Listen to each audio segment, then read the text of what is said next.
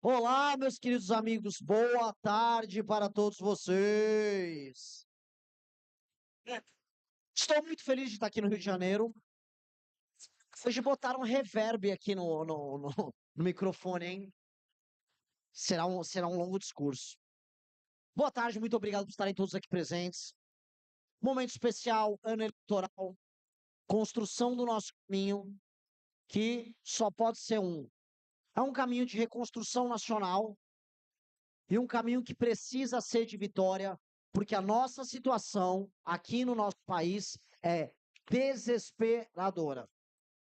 Dá para falar em todos os termos, que talvez, pelo fato até de estar no Rio de Janeiro, que aqui espelha esse processo de decadência econômica, cultural, institucional e moral do Brasil. É como se o Rio de Janeiro tivesse antecipado praticamente todos os problemas que o restante do Brasil passa. Aqui se favelizou antes do que os demais estados, ainda que as demais capitais do Brasil. Aqui ficou degradado moralmente antes das demais. Aqui viu o processo de desindustrialização acontecer antes das demais capitais. E hoje, o que o Rio de Janeiro passa institucionalmente, quer ver todos os seus poderes, todas as suas instituições completamente corrompidas, com o Estado completamente à deriva. É como se fosse o recado dele para o Brasil, dizendo: eu sou você amanhã.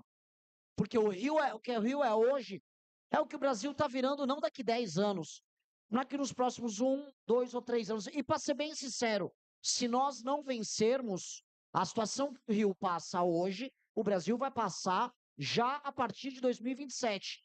Quebradeira econômica, dívida estourando, STF terminando de ser aparelhado ou pelo Centrão, pelo Flávio Bolsonaro, ou pelo PT, pelo Lula. A ausência de credibilidade, vassalagem internacional, riquezas novas sendo entregues para outros países, seja a China com Lula, seja os Estados Unidos com a família Bolsonaro. E a gente à deriva apenas pensando em como sair daqui. Que é o que está acontecendo. As gerações mais novas querem apenas ir embora daqui.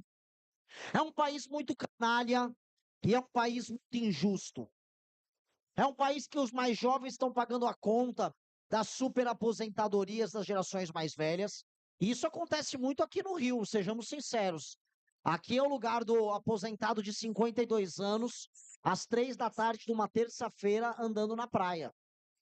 Eu não quero esse país. Esse país não é justo. Esse país não é correto. O Brasil, quando a gente olha todo o sistema de incentivos no setor público e na política, ele é construído para dar errado, para concentrar privilégio e para permitir alianças de vagabundos e picaretas em todas as posições de poder. Todo mundo fala, ai, a nossa democracia vive uma crise. Ai, os nossos poderes estão em conflito. Alguém realmente aqui acha, vamos lá, uma resposta simples, que os nossos poderes estão em conflito um com o outro? Quem acha que eles estão em conflito os poderes um com o outro? Olha só ele e ele, muito bom. Estou muito feliz porque eles não estão em conflito, eles estão completamente em acordo. O judiciário é amigo do legislativo, que é amigo do poder do executivo. Os três poderes, um não mexe no privilégio do outro, um de fato não interfere positivamente no outro, e os três podem, à sua maneira, nos roubar. O judiciário com seus penduricalhos, com seus privilégios, com a defesa das suas agendas woke nas decisões judiciais, o legislativo roubando através da emenda, o executivo roubando através dos lobbies das estatais, dos loteamentos. Cada um, à sua maneira, rouba, faz o teu, bota o teu no bolso. Volto a trazer o exemplo do Rio de Janeiro. Não é isso que faz o estado de vocês? Quando a gente olhou a infiltração do crime organizado no Judiciário do Rio de Janeiro, nas polícias do Rio de Janeiro, no Poder Executivo, na Alerj, todo mundo olhou e falou: nossa, está tudo dominado. O país que vocês vivem, ele é apenas escombros. Não existe nacionalidade brasileira. A própria noção de nação está se perdendo. Não existe autoestima, não existe projeto, não existe vontade de absolutamente nada. É um país que desistiu. que capitulou. Eu vi recentemente a reação na internet, e eram duas reações, dos brasileiros diante do time argentino que enfrentou a Inglaterra cantando o hino. Vocês viram os argentinos cantando o hino? E teve duas reações, uma de admiração e outra de despeito e inveja. A despeito e inveja, eles são ladrões, não sei o quê. Dane-se o que falem deles. No fim do dia, com todos os defeitos que eles têm, eles se comportam como uma nação. Nós já não nos comportamos como uma nação. Nós deixamos de ser uma nação. Nós nos odiamos mutuamente e, diante da derrota iminente, diante do destino, a gente optou em cada um cuidar do teu. Farinha pouca, meu pirão primeiro. E não existe exemplo maior do que isso, do que a divisão entre petismo e bolsonarismo, em que ambos os vagabundos desses candidatos a presidente, ambos esses lixos humanos, ficam oferecendo para a população o seu presente populista. O Lula era picanha, aí vem a energia elétrica, agora o Vale Gás, e aí vem o débil mental do outro lado, vou dar celular para velhos e mulheres. Essa é a proposta do bolsonarismo. É isso que virou o bolsonarismo. Vou te dar um celular. Vou te dar uma inteligência artificial chamada Maria. Que é isso? É uma competição de compra de voto. Podemos entrar na competição, posso oferecer alguma outra coisa. Eu vou te dar um carro no meu governo. É isso que virou. Eis o cenário eleitoral, que é um cenário profundamente cínico. A título de curiosidade, se eu for dar um celular vagabundo de R$ 1.500 para, vamos botar mulheres adultas, a grosso modo 70 milhões de mulheres, mas vamos botar aí entre homens e mulheres, não, vamos botar mais uns 40 milhões de idosos aí entre homens e mulheres, 110 milhões. Se eu pegar 110 milhões de pessoas e multiplicar por R$ 1.500, tranquilamente estamos falando de mais de, vamos botar aí 160 bilhões de reais num ano só para distribuir celular. O Brasil tem dinheiro para isso? Pergunto para o meu super-ministro, a gente tem, do ponto de vista do orçamento discricionário, dinheiro para gastar 160 bi com isso? Posso dar uma resposta bem elaborada? Por Não. favor. Não. Por que não há? Mas foi prometido por ele. Saiu anteontem a taxação do Donald Trump. Todo mundo esperava que viesse. Reação do Flávio Bolsonaro. Não quero falar sobre esse assunto, porque vai pegar mal para mim, porque eu e meus irmãos defendemos isso no passado. Reação do Lula. Quero muito brigar com o Trump. Para o Lula interessa a briga. Para o Lula, ele imagina que ele vai defender a soberania brasileira diante de uma invasão norte-americana. Volto a repetir o que eu disse antes. É um país que desistiu de ser uma nação. É uma desistência geral. É um abandono. Igual, podemos colocar aqui, muitos de vocês, eu sempre coloco esse exemplo da seleção brasileira, que para o bem ou para o mal, ela representa um pouco da alma nossa. Igual a maior parte de vocês talvez desistiu da própria seleção. Sabia que ia perder. Sabia que não valia a pena torcer por aqueles jogadores. Não via neles você.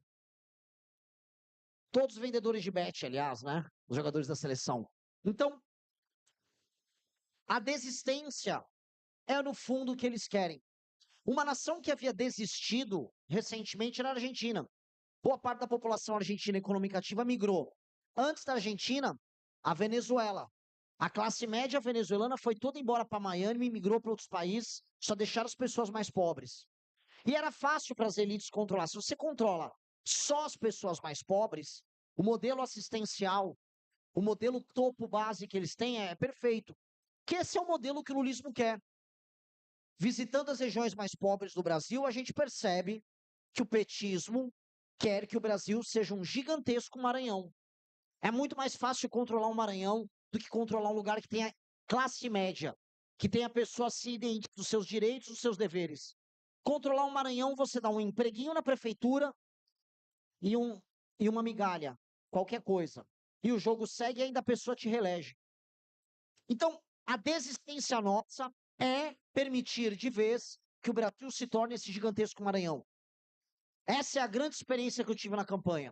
A luta do Brasil é uma luta cada vez mais perversa e difícil entre ser um país ou se tornar o Maranhão, ou se tornar a Ilha do Melgaço, A cidade do Melgaço que eu vi na Ilha do Marajó. E é uma disputa que as únicas pessoas que não estão dispostas a desistir, veja só que loucura, somos nós. Esse percentual ainda minoritário nas pesquisas não é composto de gente que, eu acho que eu sou o menos pior. Nós somos a ideia menos pior que as demais. Não! Nós ousamos achar que o futuro é glorioso. Nós ousamos achar que nosso país pode dar certo. Nós ousamos achar que enfrentar os demais significa ser melhor que eles e não repetir as mesmas práticas do que eles. Por isso que nós passamos a liderar as intenções de votos entre os brasileiros mais jovens, porque eles que não estão contaminados pela ilusão do bolsonarismo, do petismo entre os mais velhos, resolveram despertar para a sua própria brasilidade, uma brasilidade em que eles são donos do próprio destino. Só que é uma luta contra o tempo. Sou muito sincero, é uma corrida contra o tempo. A gente vai para uma eleição sem grana, a gente vai para uma eleição sem tempo de TV, em que a imprensa descreditou a gente e dizia que a gente era sério desde o começo. Mas a gente vai para a eleição, e isso já sendo reconhecido pelos demais, como a única alternativa séria a isso que está aí.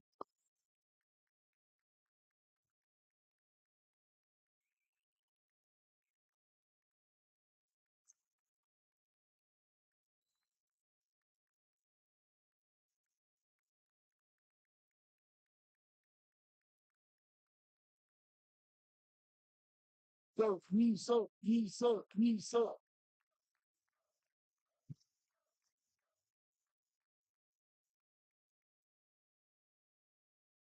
Isso é uma responsabilidade gigantesca, mas para a gente que já está há 12 anos nadando contra a corrente, não apenas mais do que a nossa obrigação.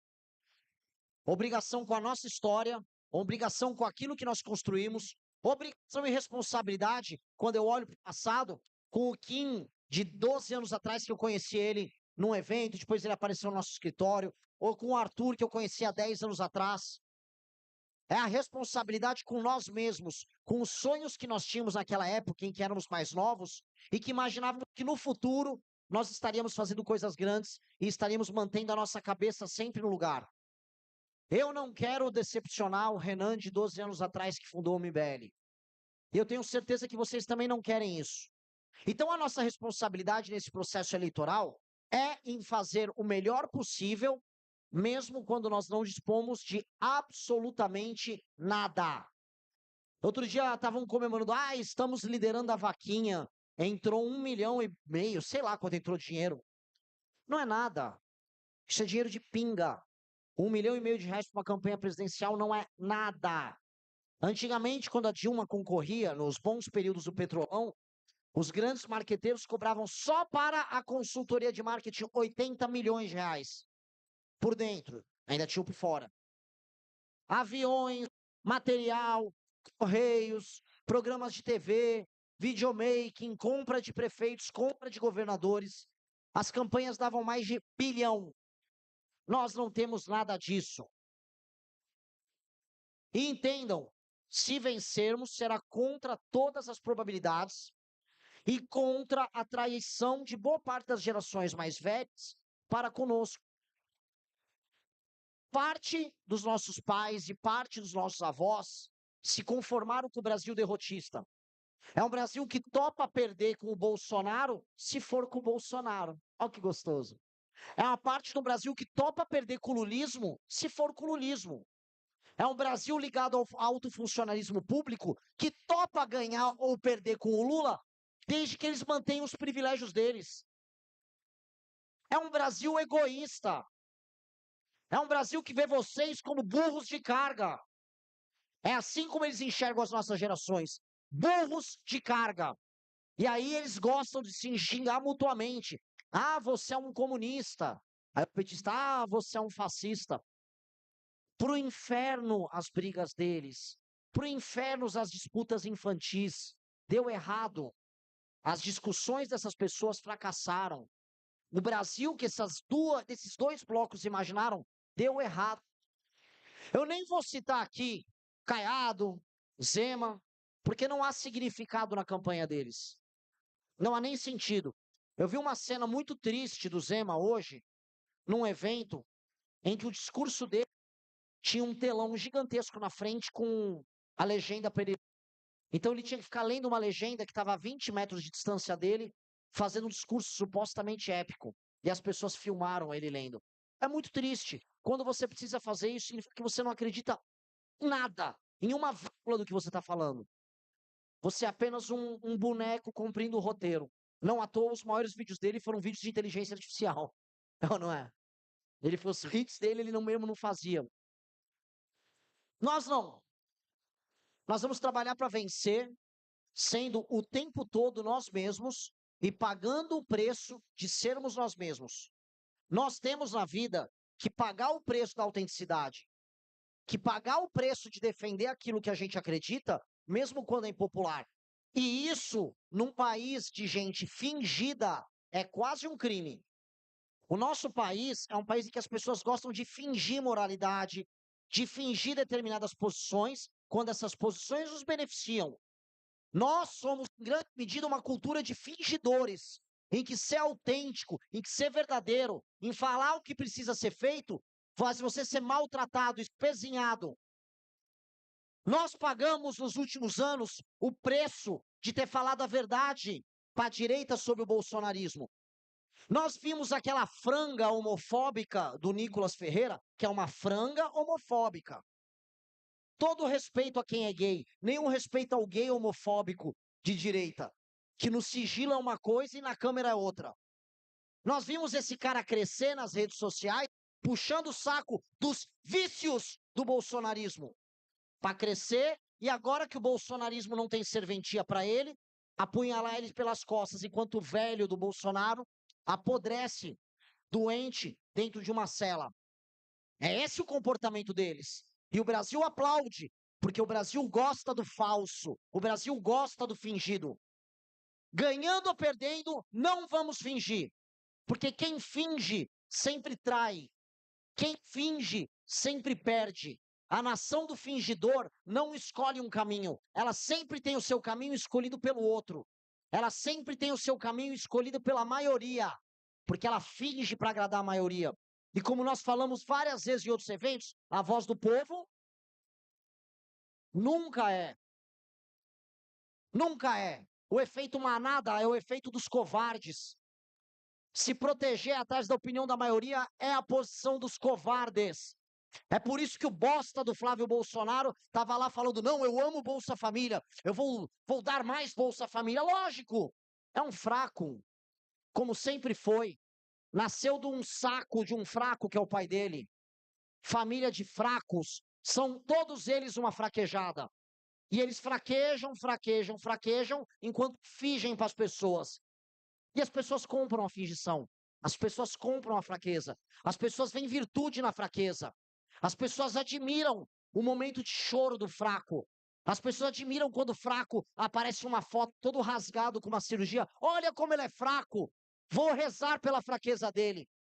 Eis o nosso comportamento. As pessoas emocionadas quando os jogadores do Brasil choravam após perder mais uma Copa do Mundo, para logo em seguida, 2 horas depois, anunciarem Blaze e jogo do Tigrinho nos stories dos seus Instagrams. Mas as pessoas choravam, se comoviam, porque a gente gosta de se comover. O fraco se comove o tempo todo. O fraco está permanentemente apaixonado. O fraco quer sofrer com outro fraco. O problema é que o fraco é ingovernável. O fraco não vai a lugar algum. Nós nos tornamos uma nação de homens fracos, de derrotados. Nós somos dominados por um bando de traficante analfabeto. Não é isso que virou o Rio de Janeiro? Um lugar em que vocês são dominados por pessoas que não são capazes de escrever o próprio nome numa folha de papel. Em que vocês são humilhados e não podem andar na rua porque a segurança de vocês não é garantida por um bando de político vagabundo que depois vai se encastelar num condomínio lá na Barra da Tijuca. São esses caras que dominam vocês. Só que esse é o destino de vocês, se vocês aceitarem a fraqueza, se aceitarem se alienar, se aceitarem fingir que está tudo bem. Não está tudo bem. Se nós não vencermos, se nós não chegarmos ao poder, o Brasil não vale a pena ser vivido, porque a alternativa a nós são os bandidos, são os criminosos, são os falsários, são os farsantes. Eles são a alternativa a nós. Não há outro caminho além da gente. Gostaria que houvesse. Eu não quero parecer aqui messiânico. Agora apresenta outro caminho. Quem tem além da gente? Quem pode se unir a gente? Onde estão os outros homens e mulheres com coragem nesse buraco chamado Brasil? Cadê? Por que eles sempre se acovardam? Por que ninguém tem coragem de se posicionar? Todo mundo tem medo. Por que nós somos isso? Por que nós aqui somos obrigados a lutar sozinhos? É muito injusto. Mas é o nosso destino. É o nosso destino.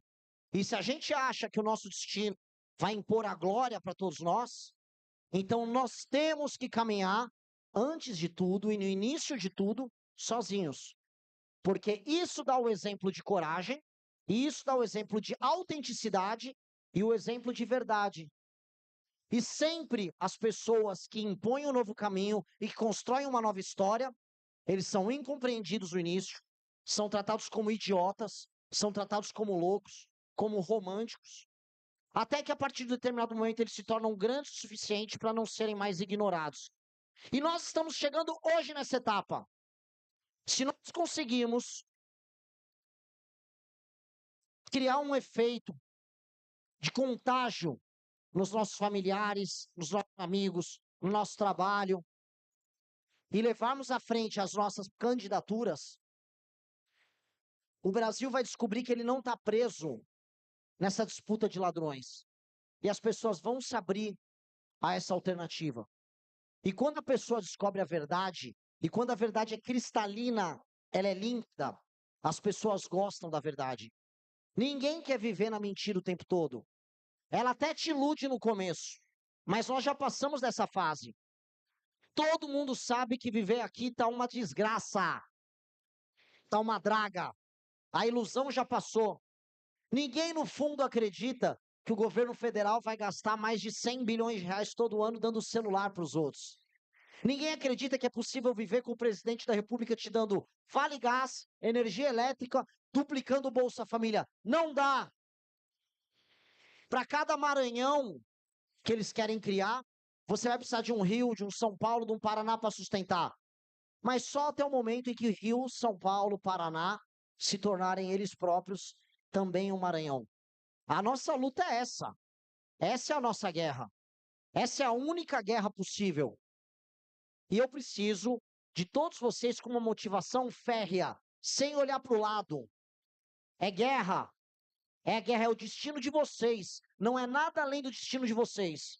É isso, sendo bem sincero. Ou depois de procurar a vida em outro lugar. Porque isto aqui se tornará impossível. Vocês já vivem no narco-estado carioca. Vocês já estão nesse narco-estado. Vocês não vão ter condição de carro. Vocês já não têm condição de comprar um imóvel. Vocês estão quase se tornando escravos. Escravos cheios de direitos. Se você for um escravo trans, vão ter que respeitar seu sobrenome e o seu nome social. Ah, um escravo com direitos. Mas um escravo. Sempre um escravo. Não aceite isso. Esse é o Brasil Protagonista. Se inscreva no nosso canal.